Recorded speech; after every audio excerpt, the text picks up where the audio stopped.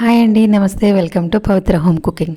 ఈరోజు నేను గోంగూర ఎండు రొయ్యల కర్రీని సింపుల్గా అందరూ ఇష్టపడి తినే విధంగా ఎలా ప్రిపేర్ చేసుకోవాలో చూసేద్దాం. కర్రీ కోసం నేను తాజాగా ఉన్న పుల్లటి గోంగూరను తీసుకుని శుభ్రంగా 2 సార్లు కడిగి అందులో ఒక గ్లాసు వాటర్ వేసుకుని స్టవ్ మీద పావుగంట పాటు ఉడికించుకోవాలి. ఇలా స్మూత్గా ఉడికిన తర్వాత స్ట్రైనర్లో వేసుకుని వాటర్ మొత్తం పక్కకు తీసేయాలి. తర్వాత దానిలో 1 స్పూన్ కళ్ళుప్పును కూడా వేసుకుని మెత్తని పేస్ట్ లాగా రుబ్బుకోవాలి.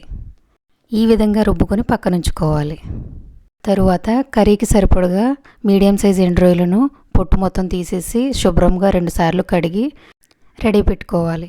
తరువాత స్టవ్ ఆన్ చేసి ప్యాన్ పెట్టుకుని 3 టేబుల్ స్పూన్స్ ఆయిల్ పడుతుంది. కొంచెం ఆయిల్ ఎక్కువ పడుతుందండి.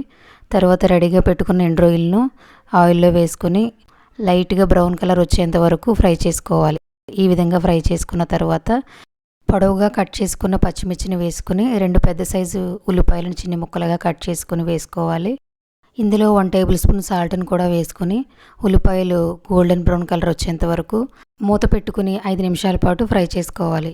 ఈ విధంగా ఫ్రై అయిన తర్వాత 1/2 టీ స్పూన్ పసుపు, 2 టేబుల్ స్పూన్ కారాన్ని కూడా వేసుకుని 2 నిమిషాలు ఫ్రై చేసుకోవాలి. తరువాత ముందుగా మనం మెత్తగా రుబ్బు పెట్టుకున్న గోంగూర పేస్ట్ని కూడా అందులో వేసుకొని మంటని లో ఫ్లేమ్లో పెట్టుకుని మొత్తం కలిసేంత వరకు బాగా కలిపి 5 నిమిషాల పాటు మూత పెట్టుకుని మగ్గించుకోవాలి. 5 నిమిషాల తర్వాత ఆయిల్ సపరేట్ అయింది కదా, అంతేనండి, కర్రీ రెడీ అయిపోయింది. వీడియో కనుక మీకు నచ్చినట్లయితే లైక్ చేయండి. మరిన్ని వీడియోస్ కోసం మా ఛానల్ని సబ్స్క్రైబ్ చేయండి.